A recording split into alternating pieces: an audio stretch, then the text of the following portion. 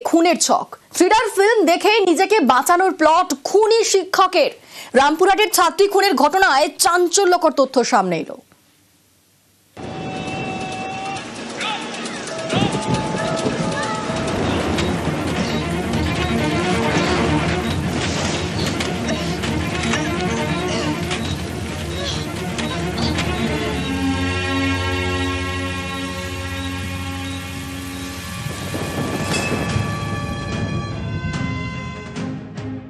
বীরভূমের রামপুরহাটে ক্লাস 7-এর ছাত্রীকে নির্যাতন করে খুন, দেহ টুকরো টুকরো করে ফেলে দেওয়া হয় খালে।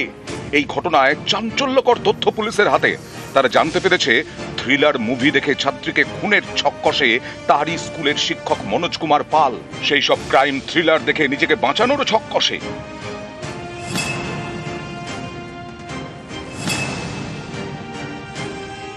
এটা সত্যি সাইকোপ্যাথিক পার্সোনালিটি ডিসঅর্ডার। সে ডিফারেন্ট ভিডিও দেখে, ডিফারেন্ট সিরিয়াল দেখে এই ধরনের টর্চার করার কথা শিখেছে। কোনো শিক্ষিত মানসিক পরিভাষা দিয়ে একে ঠিক নির্ণয় করা বা বলা সবসময় সম্ভব নয়। অভিযুক্ত শিক্ষক মনোজ কুমার পালকে জেরা করে মিলেছে চাঞ্চল্যকর তথ্য। শিক্ষকের ফোনের সার্চ হিস্ট্রি খতিয়ে দেখেন তদন্তকারীরা। দেখা গেছে বিভিন্ন ক্রাইম থ্রিলার সার্চ করেছিল শিক্ষক মনোজ কুমার পাল।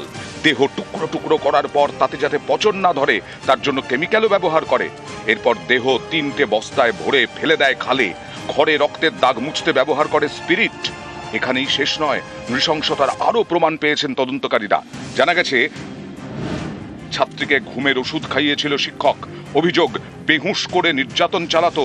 জ্ঞান ফিরলে পালিয়ে যাওয়ার চেষ্টা করে ছাত্রী, তখন ছাত্রীর গলায় দড়ি পেঁচিয়ে খুন করে শিক্ষক। ধর্ষণের প্রমাণ যাতে না মেলে তার জন্য নৃশংসভাবে ছাত্রীর যৌনাঙ্গ ধারালো অস্ত্র দিয়ে ক্ষতবিক্ষত করে। গত 28 অগস্ট থেকে নিখোঁজ ছিল রামপুরহাটের ক্লাস 7-এর ছাত্রী। তদন্তকারীদের দাবি, ওই দিন রাতেই বাড়ির এক সময়ের পরিচারিকাকে ফোন করে ডাকে শিক্ষক। সেদিন তিনি যাননি। পরদিন ওই পরিচারিকা শিক্ষকের বাড়ি যান। ছাত্রীর টুকরো টুকরো দেহ বস্তায় ভরতে দেখেন। বৃহস্পতিবার ওই পরিচারিকার গোপন জবানবন্দি নেয় রামপুরহাট মহকুমা আদালত। তাকে রাজসাক্ষী করতে চায় পুলিশ। এদিকে ধৃত শিক্ষকের বাড়ি থেকে উদ্ধার হয়েছে মরফিন, সেক্স বাড়ানোর ওষুধ, গর্ভনিরোধক ট্যাবলেট, সিগারেট, মদ, চপার, রক্তমাখা দা।